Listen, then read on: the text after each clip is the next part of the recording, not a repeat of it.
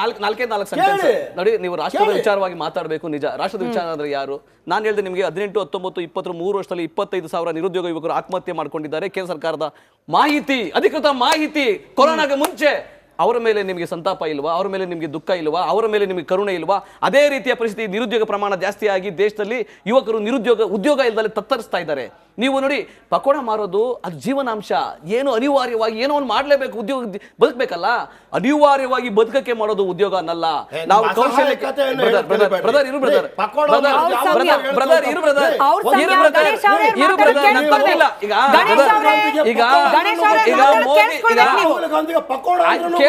ರಾಹುಲ್ ಗಾಂಧಿ ಪ್ರಧಾನಮಂತ್ರಿ ಅಲ್ಲ, ನರೇಂದ್ರ ಮೋದಿ ಪ್ರಧಾನಮಂತ್ರಿ. ಕೈಲಾಗದವನು ಯಾರು ಆಗಿದ್ರೆ 25,000 ಯುವಕರು ಯಾಕೆ ಆತ್ಮಹತ್ಯೆ ಮಾಡ್ಕೊಂಡ್ರು ಹೇಳಿ ನೀವು? 1,15,000 ರೈತರು ಆತ್ಮಹತ್ಯೆ ಮಾಡ್ಕೊಂಡಿದ್ದಾರೆ. 1,15,000 ರೈತರು ಆತ್ಮಹತ್ಯೆ ಮಾಡ್ಕೊಂಡಿದ್ದಾರೆ. ನೀವು ರೈತರ ಸಾಲ ಮನ್ನಾ ಮಾಡೋ ಯೋಗ್ಯತೆ ಇಲ್ಲ ನಿಮಗೆ. ಅವರಿಗೆ ಬೆಂಬಲ ಕೊಡೋ ಯೋಗ್ಯತೆ ಇಲ್ಲ ನಿಮಗೆ. ಸ್ವಾಮಿನಾಥನ್ ವರದಿನ ಅನುಷ್ಠಾನ ಮಾಡೋ ಯೋಗ್ಯತೆ ಇಲ್ಲ ನಿಮಗೆ. ಗ್ಯಾರಂಟಿ ಯೋಜನೆಗಳು ಕೊಟ್ಟಿದ್ದೀವಿ, ಜನಗಳನ್ನ ಕಾಪಾಡ್ತಾ ಇದ್ದೀವಿ ನಾವು. ಸ್ಪಷ್ಟ ನೀತಿ ಇಲ್ಲ. ಗ್ಯಾರಂಟಿ ಯೋಜನೆಗಳ ಅನುಷ್ಠಾನ ಆಯ್ತಲ್ಲ, ಸೋಲಿನ ಭಯ ನಿಮಗೆ ಇಲ್ಲ. ಅವರು ಕೇಳಿಸ್ಕೊಳ್ಳೋದ? ನೀವು ಪ್ರಶ್ನೆ ಕೇಳಿ, ಪ್ರಶ್ನೆ ಕೇಳಿ.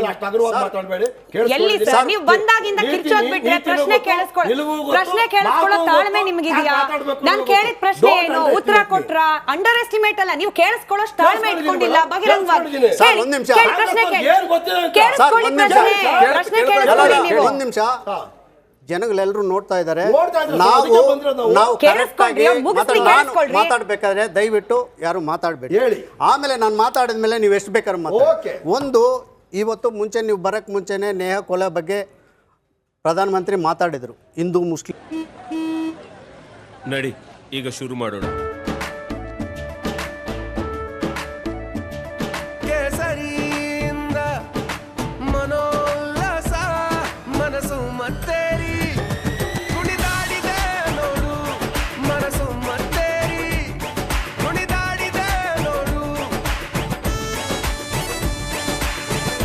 ಕ್ಷಣ ಕ್ಷಣವೂ ಆಚರಿಸಿ ಕೇಸರಿ ಹಬ್ಬ. ವಿಮಲ್ ಬಾಯಲ್ಲಿ ಹೇಳಿ ಕೇಸರಿ. ಅದು ಇದು ಅಂತ ಅಂದ್ಬಿಟ್ಟು ಮಾತಾಡಿದರು. ಅದೇ ಒಬ್ಬ ದಲಿತರು ಸತ್ತರೆ ಗಲಾಟೆ ಮಾಡಲ್ಲ. ಅದೇ ಒಬ್ಬರು ಹಿಂದೂಗಳನ್ನ ಸತ್ತರೆ ಮಾತಾಡಲ್ಲ. ಇವತ್ತು ಇದೊಂದು ಪ್ರಚಾರಕ್ಕೆ ಯಾಕೆ ಬೇಕಾಯಿತು? ಡೆವಲಪ್ಮೆಂಟ್ ಅಂದರೆ ನೀವು ಪ್ರಣಾಳಿಕೆ ಕೊಟ್ಟಿರೋದು ರೈತರಿಗೆ ದ್ವಿಗುಣ ಮಾಡ್ತೀವಿ ಅಂತ. ರೈತರು ಗಲಾಟೆ ಮಾಡಿದರೆ ಖಾಲಿಸ್ತಾನಿಗಳು ಅಂದ್ರಿ, ಅವ್ರು ರೈತರಲ್ಲ ಅಂದ್ರಿ. ಮತ್ತು ಸಾಲ ಮನ್ನಾ ಮಾಡಬೇಕಾಯ್ತು, ಸಾಲ ಮನ್ನಾ ಮಾಡಲಿಲ್ಲ. 12 ಲಕ್ಷ ಕೋಟಿ ಮಾಫಿ ಮಾಡಿದ್ದೀರಿ ಶ್ರೀಮಂತರಿಗೆ ಅಂತಂದರು. ಇವತ್ತು ಸಾಲ ಮನ್ನಾ ಮಾಡಿದರೆ ದೇಶ ಏನಾಗ್ತಾಯಿದ್ರು? ದೇಶದ ಬೆನ್ನೆಲುಬು ರೈತರು ಅಂತ ಗೊತ್ತಿಲ್ವಾ ನಿಮಗೆ? ದ್ವಿಗುಣ ಅಂತ ಮಾಡಿದರೆ ಏನು ಮಾಡಿದ್ದಾರೆ ರೈತರಿಗೆ ಅಂತ? ರೈತರು ಎಷ್ಟು ಜನ ಸಾಯ್ತಾ ಇದ್ದಾರೆ? ಅದೊಂದು. ಭ್ರಷ್ಟಾಚಾರ ಬಗ್ಗೆ ನೀವು ಮಾತಾಡಿದರೆ, ಮಹಿಳೆಯರು ಭ್ರಷ್ಟಾಚಾರ ಮಣಿಪುರದಲ್ಲಿ ಅಷ್ಟೆಲ್ಲ ಆಯಿತು. ಒಂದು ಸಾರಿ ವಿಸಿಟ್ ಮಾಡಲಿಲ್ಲ, ಒಂದು ಪ್ರೆಸ್ ಕಾನ್ಫರೆನ್ಸ್ ಮಾಡಲಿಲ್ಲ. ಪ್ರೈಮ್ ಮಿನಿಸ್ಟರ್ ಅಂದರೆ ಎಲ್ರಿಗೂ ಪ್ರೈಮ್ ಮಿನಿಸ್ಟ್ರು, ಒಬ್ರಿಗಲ್ಲ. ನೀವು ಬಿ ಜೆ ಪಿಗೆ ಮಾತ್ರ ಪ್ರೈಮ್ ಮಿನಿಸ್ಟರ್ ಅಂದ್ಕೋಬೇಡಿ, ನಮಗೂ ಪ್ರೈಮ್ ಮಿನಿಸ್ಟ್ರೇ. ನಮಗೆ ಕಷ್ಟ ಬಂದಾಗ ಅವ್ರು ಬರಬೇಕು. ಡ್ರಗ್ಸ್ ಮಾಫಿಯಾ ಆಗ್ತಾಯಿದೆ, ಯಾವುದಕ್ಕೆ ಕಂಟ್ರೋಲ್ ಇಲ್ಲ. ಇದೇ ಗುಜರಾತಲ್ಲಿ ತಗೊಳ್ಳಿ, ಮಹಿಳೆಯರ ಮೇಲೆ ಎಷ್ಟು ದೌರ್ಜನ್ಯ ಆಗ್ತಾಯಿದೆ, ಅಲ್ಲೇ ಜಾಸ್ತಿ ಆಗ್ತಾ ಇರೋದು. ಡ್ರಗ್ಸ್ ತರೋದು ಅಲ್ಲೇ.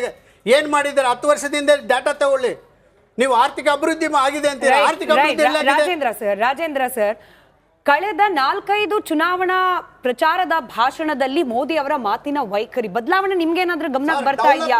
ಮಾತಾಡಿ ಓಟ್ ತಗೊಳ್ಳಿ ಸರ್. ಇವತ್ತು ಲಾಸ್ಟ್ 10 ಇಯರ್ಸ್ ಏನು ಮಾಡಿದ್ದೀರಾ ಅದನ್ನು ಸೇರಿಸ್ಕೊಂಡು ಬಿಜೆಪಿ ಉತ್ತರ ಕೊಡ್ಲಿ. ಅದನ್ನು ಸೇರಿಸ್ಕೊಂಡು ಬಿಜೆಪಿ ಉತ್ತರ ಕೊಡ್ಲಿ. ಅದಕ್ಕಿಂತ ಮುಂಚೆ ರಾಜೇಂದ್ರ ನಾನು ಅದನ್ನೇ ಪ್ರಶ್ನೆ ಕೇಳ್ತಿದ್ದೀನಿ. ಈ ಹಿಂದೂ ಮುಸ್ಲಿಂ ಅನ್ನೋ ರೀತಿಯಲ್ಲಿ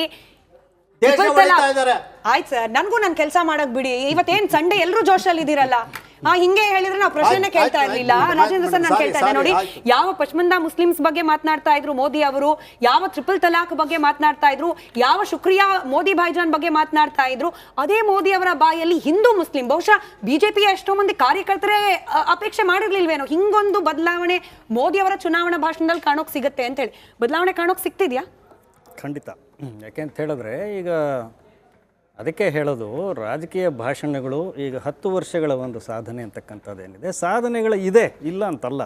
ಆ ಸಾಧನೆಗಳನ್ನು ಹೇಗೆ ಜನರಿಗೆ ತಲುಪಿಸ್ಬೇಕು ಅಂತ ಪ್ರೊಜೆಕ್ಟ್ ಮಾಡಬೇಕು. ಇನ್ಫ್ಯಾಕ್ಟ್ ಎಂಥ ಸ್ಕೀಮುಗಳು ಮಾಡಿದ್ರು ಅವರು. ಆ ಸ್ಕೀಮ್ಸು ನಿಜವಾಗ್ಲೂ ಈ ದೇಶದಲ್ಲಿ ರೀಚ್ ಆಗಿದೆಯಾ ಅಂತಕ್ಕಂಥದ್ದು ಕೂಡ ಬಹಳ ಗಂಭೀರವಾದ ಪ್ರಶ್ನೆ.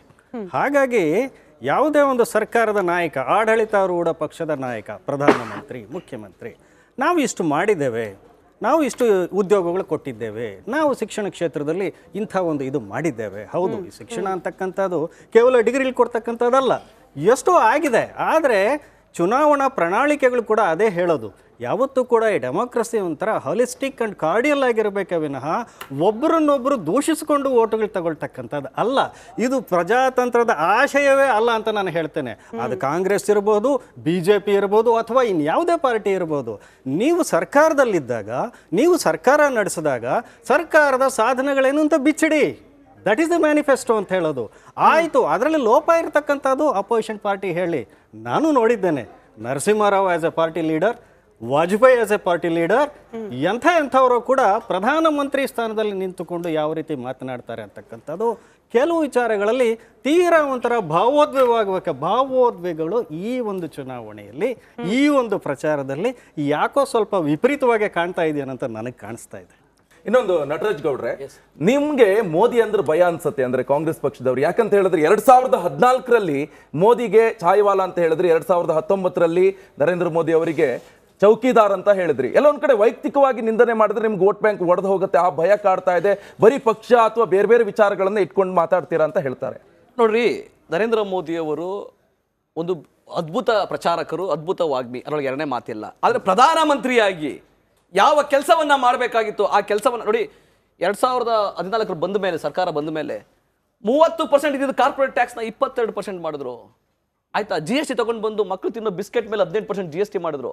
ಇದು ಈ ತಾರತಮ್ಯ ಇದೆಯಲ್ಲ, ಈ ದಬ್ಬಾಳಿಕೆ ಇದೆಯಲ್ಲ, ಈ ಟ್ಯಾಕ್ಸ್ ಟೆರರಿಸಮ್ ಅಂತಾರೆ ಇದಕ್ಕೆ. ಅಂತಹ ಸ್ಥಿತಿಯನ್ನ ದೇಶದಲ್ಲಿ ತಗೊಂಡ್ಬಂದಿರ್ತಕ್ಕಂಥದ್ದು ಮೋದಿಯವರು. ಅವರು ದೂಷಣೆ ಮಾಡಿದ್ರೆ ಯಾರು ಇರ್ಲಿಕ್ಕೆ ಸಾಧ್ಯ ಆಗಲ್ಲ. ತಮ್ಮ ಮಿತ್ರರೆಲ್ಲರೂ ಯಾರ್ಯಾರು ಫ್ರಾಡ್ಗಳಾಗಿದ್ರು, 9,000 ಕೋಟಿ 10,000 ಕೋಟಿ, ನೀರವ್ ಮೋದಿ, ಲಲಿತ್ ಮೋದಿ, ಈ ತರ ಯಾರು ಇದ್ರಲ್ಲ, ಎಲ್ಲರೂ ಪರಾರಿ ಆಗ್ಲಿಕ್ಕೆ ಬಿಟ್ಬಿಟ್ರು, ಅವಕಾಶ ಮಾಡಿಕೊಟ್ರು. ಇವ್ರು ವಿಶ್ವಗುರು ಅಲ್ಲ, ಹೋಗಿ ಇಟ್ಕೊಂಡ್ಬರ್ಬೇಕಾಗಿತ್ತು, ಇಟ್ಕೊಂಡ್ಬರ್ಲಿಲ್ವಲ್ಲ.